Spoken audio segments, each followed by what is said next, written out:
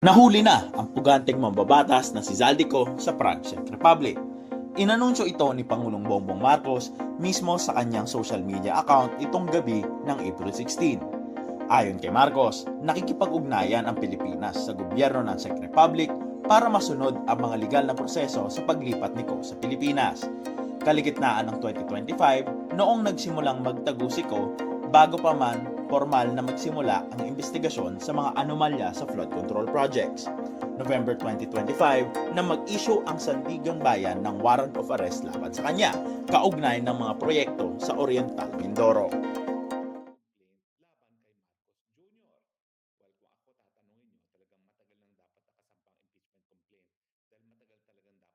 Nahuli na ang puganteng mambabatas na si Zaldico sa Prague, Czech Republic.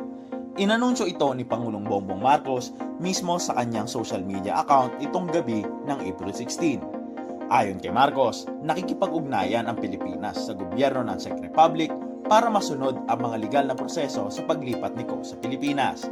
Kaligitnaan ng 2025, noong nagsimulang magtago si Ko bago pa man formal na magsimula ang investigasyon sa mga anomalya sa flood control projects.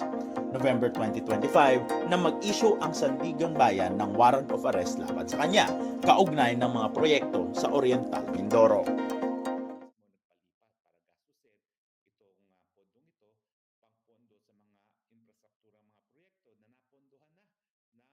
Nahuli na ang puganteng mambabatas na si Zaldico sa Prague, Czech Republic. Inanunsyo ito ni Pangulong Bongbong Marcos mismo sa kanyang social media account itong gabi ng April 16.